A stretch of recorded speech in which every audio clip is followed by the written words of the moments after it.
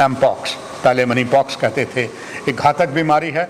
अभी हम भाग्यशाली हैं पूरे भारतवर्ष के निवासी, यहाँ पर इसका असर ना के बराबर। इसके बावजूद भी एम्स सदैव जहाँ आपका इलाज करता है, वहाँ पर अगर कहीं ऐसा होता है उसके लिए क्या क्या किया जाए, अलग अलग 4 विभागों के विख्यात डॉक्टरों ने मिलकर इस सेमिनार में बहुत कुछ जानकारी दी।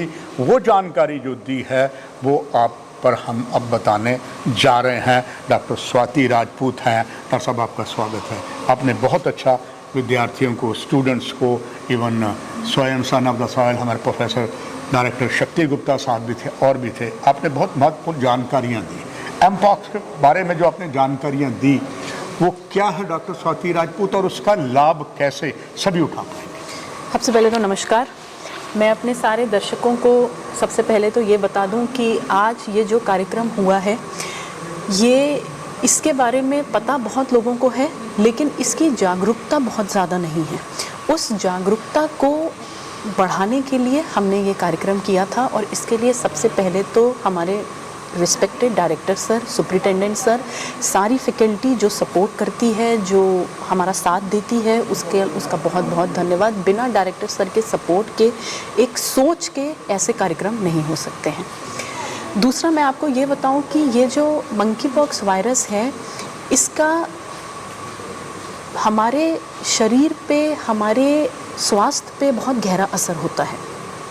हमारे शरीर में इस वायरस के एंट्री के बाद से लेके जब तक मरीज़ डॉक्टर के पास तक पहुंचता है, उस तक बहुत कुछ ऐसा होता है शरीर के भीतर जिसकी वजह से वो बुखार, वो रैश, वो सिम्टम्स, वो सब कुछ मरीज़ को आते हैं।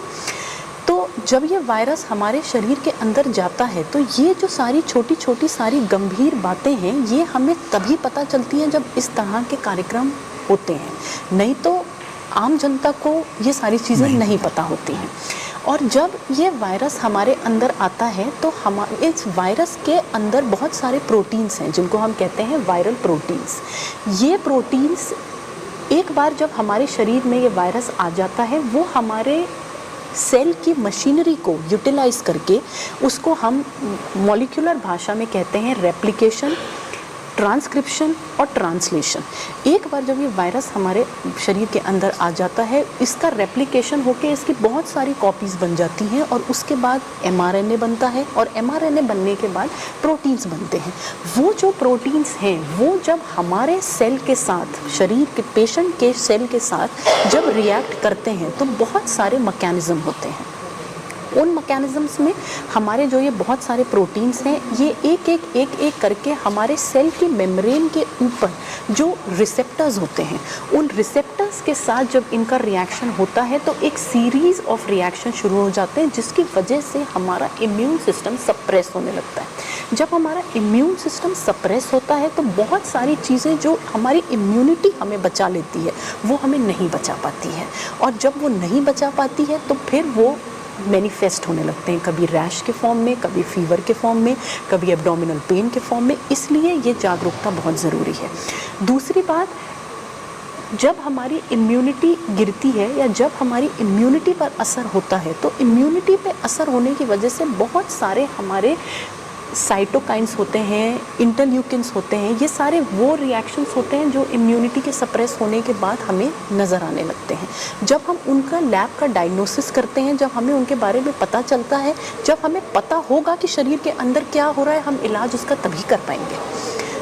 तो जब हमारी इम्यूनिटी सप्रेस होने लगती है, तो ये वायरस का रेप्लिकेशन और तेज़ी से बढ़ जाता है, और ये जितनी ज़्यादा इनकी कॉपीज़ बनती जाती है, उतना ज़्यादा प्रोटीन बनता जाता है, और उतना ज़्यादा जब प्रोटीन बनता जाता है, तो वो हमारे सेल के प्रोटीन्स के साथ उतना ज़्यादा इंटरेक्शन करता है, और इंटरेक्शन करने के बाद जो मैनिफेस्ट होता है, वो डिज़ीज़ के फॉर्म में हमारे सामने आता है। डॉक्टर स्वाति राजपूत, देखा गया कईयों की इम्यूनिटी बहुत स्ट्रांग होती है, कईयों की कम होती है। कोविड हमने देश ने संभाला और हमने उसे समाप्त कर दिया। ऐसे में अगर कैसे पता लगे कि जिसकी इम्यूनिटी बहुत वीक है, अगर परमात्मा न करे कहीं ऐसा सिम्टम आता है, उन्हें क्या करना चाहिए? दर्शक ये भी ज़रूर जानना चाहिए। देखिए, ऐसा है कि इम्यूनिटी, जैसे हमारे हमारे सारे दर्शकों को ये पता ही होगा कि कोविड के टाइम पे बड़े हैरानजनक कर देने वाली चीज़ें सामने आई थी। कोई बहुत एजेड है लेकिन उसकी इम्यूनिटी अच्छी है, वो पर्सन हैज़ सर्वाइव्ड।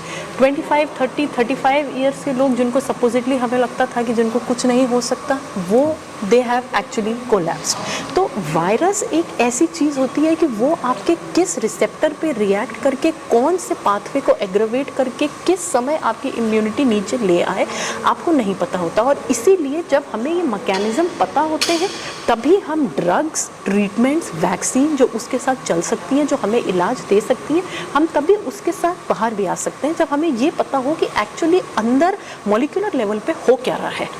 और उसके लिए इससे अच्छे कार्यक्रम नहीं हो सकते। शानदार बातें आपने बताई। बस आखिर में एक आपका संदेश सभी दर्शकों के। मेरे लिए सभी दर्शकों का संदेश ये है कि यहाँ पे हम आपके लिए जो जागरूकता लाते हैं, चाहे वो प्रेस रिलीज से हो, चाहे वो इंटरव्यू से हो, चाहे वो ऐसे कार्यक्रमों से हो, उसका सबसे बेहतर तरीका कोई भी आपको लगे, लेकिन वो सारी होती सिर्फ इसलिए हैं जिससे आपको बीमारी से पहले उसकी जागरूकता मिल सके। And prevention is always better than cure.